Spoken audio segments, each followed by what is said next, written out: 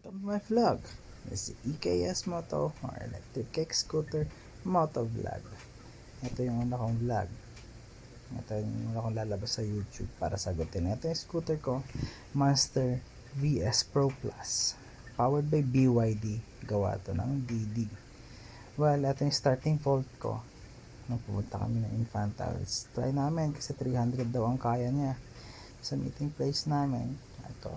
Sa may Marcos Highway, 15 kilometers, pero lagas ako agad ng mga ilan, 1.2 volts, 15 kilometers lang. Tapos eto, diretso biyahe kami. Ito nga pala kasama ko si Sylvester, nagtyaga na sumama sa akin, Mahiwagang Lagusan.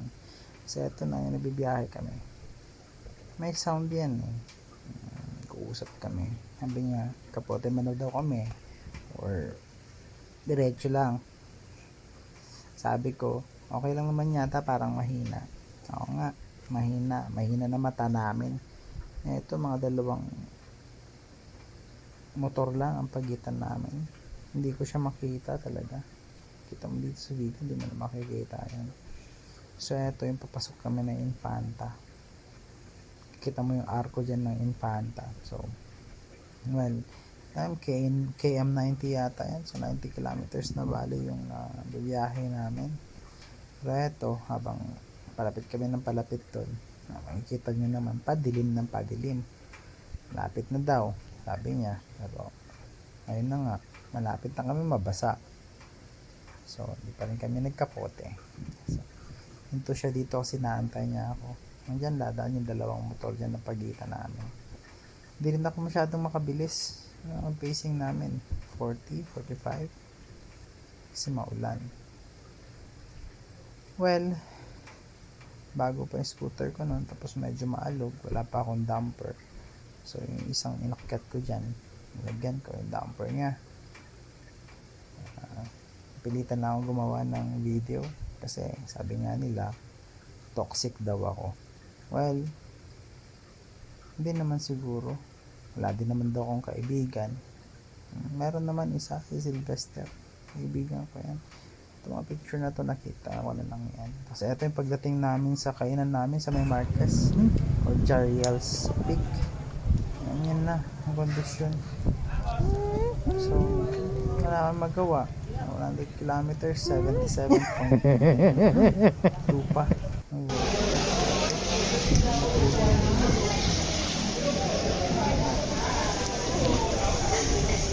Kasama ko, hindi na kami mababasa. Parang hindi nga. Tapos namin kumain, umalis na kami. Kasi eto na. Ganon din. Itong video na to, kuha din sa FreeCon ko. Kasi naiwan ako dyan. Kasi nung paakyat siya, biglang lumakas yung hangin. Siya nakalusot, ako hindi. Eto kasing semento, medyo ayaw ng scooter ko kasi mabigat siya, tumatalbo siya. So lakas ng wobble niya. Nigawan pa ako ni kuya, galing kasi mga motor nakagilid na yung iba.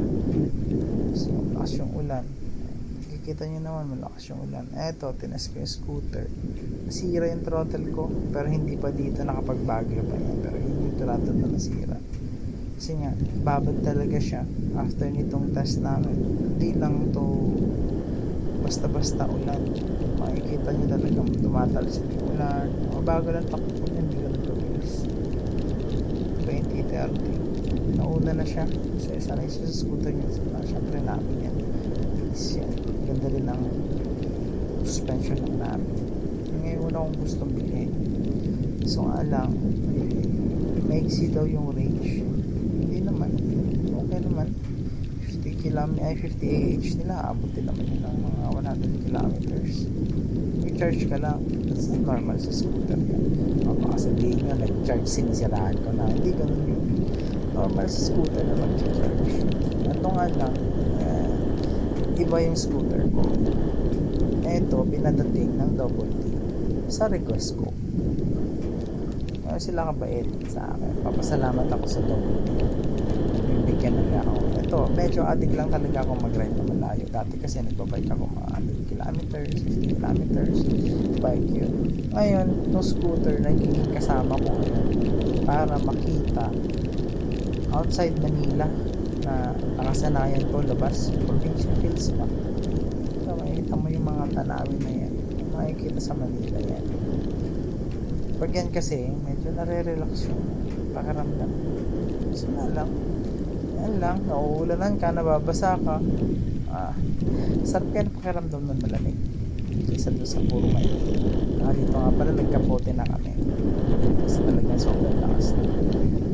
Saka nakakapote na kami noon.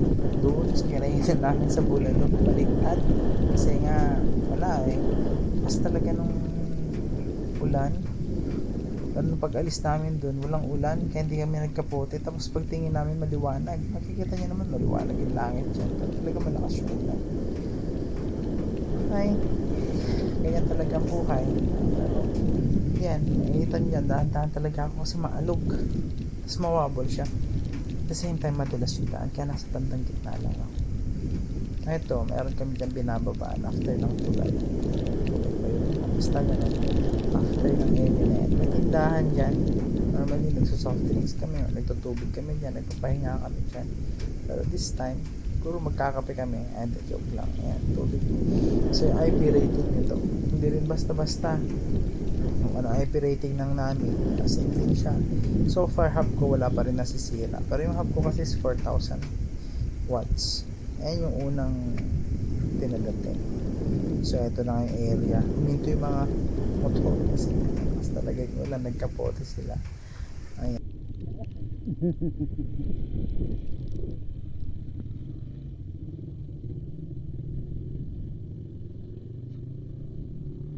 Ano, nagkapote ka na?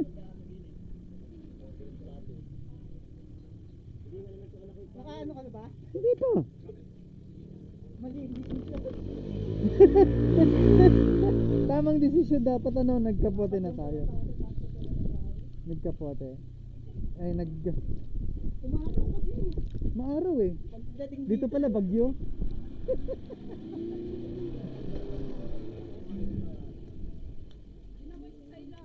ikaw, hindi ka nag-ano? Bagyo, ganito. Ano, diretso na? Dito.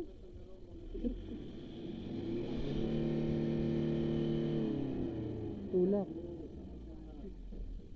Tulak yan.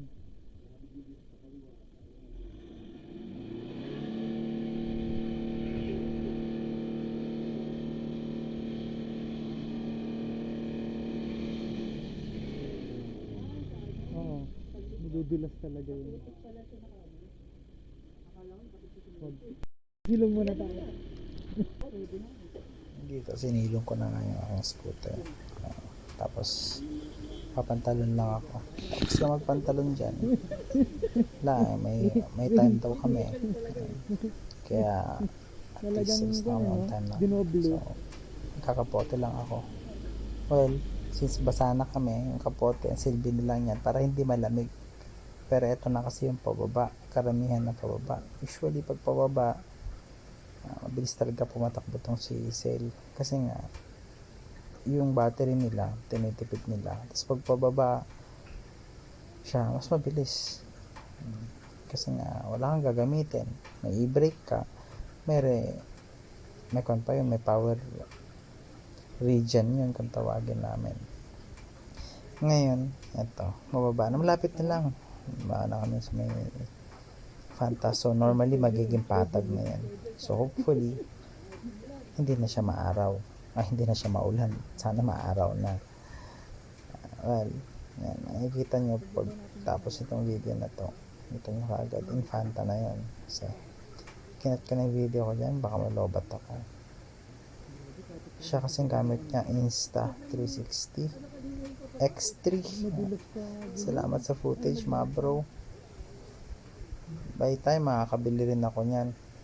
Pero, time will come. Unless may mag-donate. Pag may nag-donate, salamat po. Simpleng mamayan lang ako. Ang pinapromote ko dito, pagtitipid. Basically. At eto na nga, Fanta, mabuhayin Fanta, nakababa na kami. So normally patag na to lahat. Yan. Wow, picture ng konti. Tapos eto na yung natitira. Na nasa Liavak kami. Dito kami nag-stop over minsan. 40 kilometers pa yan. Hanggang dun sa Tazamia. Kung saan siya mag-charge. Stop kami dito para magbomba ng konti dun sa gulong niya. Ito na, nakarating na kami sa Tazamia. Dito na rin kami kakain ulit. Dito rin siya mag-charge. Full charge siya sa mga 2 oras yun. Or more. Bilis lang naman sila mag-charge. Ito talaga yung speedy rider eh. Yan, 71.6 pocket na. Nakauwi na yan. Pero dito, decide kami na tanggalin yung tusok niya. Video muna ako, panaanda ko siya. Paikot-ikot pa nga. Yan siya lagi marunong. Ayan. Yan na nakuha oh. Ako na pumupuri ng sarili. Well, ito. Patanggal namin. At ito yung nakuha namin. Adi wow, di ba? Ang naging problema lang namin dyan, natanggal namin yung butas, yung sealant niya, tumagas na din kasi malaki na. Tapos naubos na rin yung sealant niya. Ito na nga, nakauwi na kami. 64.3 pa rin natatapos ko. Dito, 64. Sarado. Yan, mga nasa 19% na lang ng battery. Eto, kauwi kami. Salamat sa Diyos. Ang total kay yan. Nandito rin sa dulo. Putik. Kasi maulan talaga. Ayun yung ginamit kong ilaw. Nag-enjoy sa ride. Maglilinis later. Pero naiuwi niya kami. Titignan mo siya. 307. 300. Tapos eto. Details na iba. Salamat.